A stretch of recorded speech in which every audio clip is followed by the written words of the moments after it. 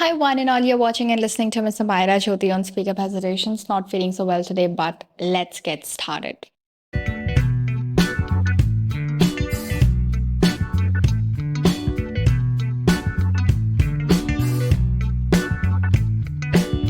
आज के टाइम पे जहाँ लोग साइलेंस, अवॉइड, इग्नोरेंस इन सब चीज़ों में बिलीव करते हैं, फॉलो करते हैं, मैं यहाँ पे बैठ के कम्युनिकेशन प्रमोट कर रही हूँ। मुझे बिल्कुल भी नहीं लगता है, 1% भी नहीं लगता है कि साइलेंस फॉलो करने से, अवॉइड करने से या फिर इग्नोरेंस फॉलो करने से हमारी कुछ भी पर्सनल ग्रोथ हो रही है। ना ही हमारी अंडरस्टैंडिंग में और ना ही हमारे पर्सनल एक्सपीरियंसेस में।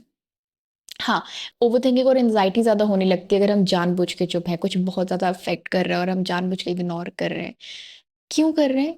क्योंकि हमने ना कहीं सुन लिया है कि आपको मैच्योर दिखने के लिए आपको चुपचाप खिसक जाना है पतले के लिए से, आपको कुछ नहीं बोलना, आपने आपने इग्नोर करना है, सब कुछ अवॉइड करना है आपने। तो सिर्फ़ सिर्फ़ मैच्योर दिखना है या फिर मैच्योर बनना भी है? हम मैच्योर इंडिविजुअल कहते किसको हैं? सिर्फ़ हमारे ऐज के नंबर्स बढ़ने से हम मैच्योर हो जाते हैं क्या? नहीं।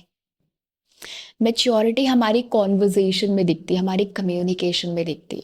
अब यहाँ पे कम्युनिकेशन का मतलब इंग्लिश से बिल्कुल भी नहीं है, जहाँ पे जब भी हम कम्युनिकेशन की बात करते हैं तो सब इंग्लिश को पकड़ लेते हैं, ठीक है?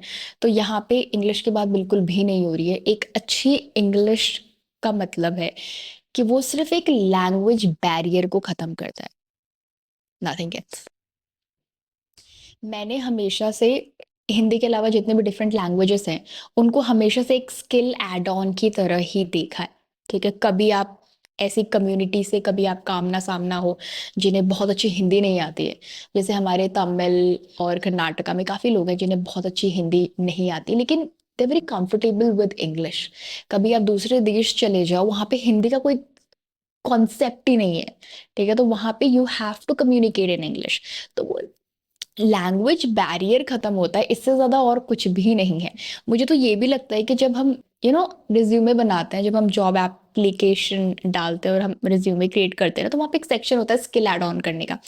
तो लैंग्वेज का भी एक सेक्शन होता है, उसमें जब हम ये डालते हैं कि हमें स्पेनिश आती है, हमें फ्रेंच आती है, मुझे लगता है वो इंग्लिश भी वहाँ पे एज अ स्किल ही ऐड ऑन होना चाहिए, ताकि जब हम ये बोले ना कि I am good at communication और I am good at English communication, difference है। तो ये जो वाइड डिफरेंस है वो दिखे वहां पर।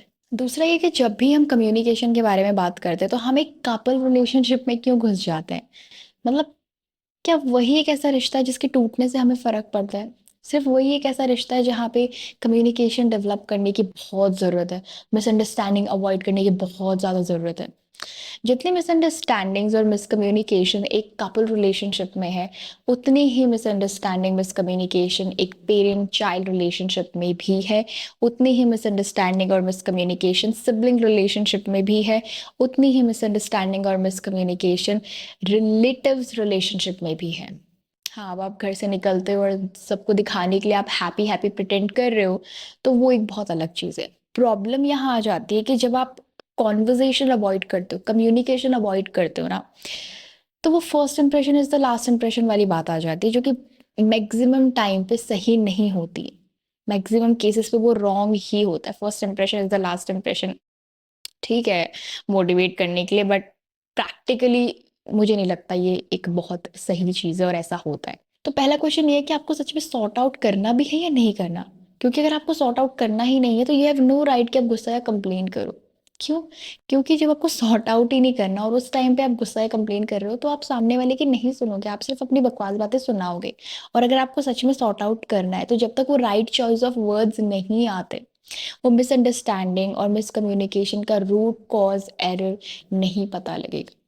तो राइट चॉइस ऑफ वर्ड सिर्फ सामने वाले को नहीं, हमें भी हील करता है।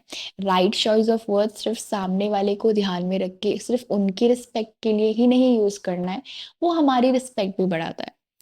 तो आज का हाईलाइटेड पॉइंट ये है कि मैं कॉन्वर्जेशन कम्युनिकेशन तभी अवॉइड करूंगी जब कांस्टेंट एफर्ट्स देने के बाद भी ना बिहेवियर सेम है। क्योंकि जब आप कांस्टेंट एफर्ट्स देते हो ना, बहुत एफर्ट्स लगाते हो किसी भी काम में, तब गिव अप करना और ट्राई ही नहीं किया, ऐसे गिव अप करने में बहुत बड़ा वाइड डिफरेंस है।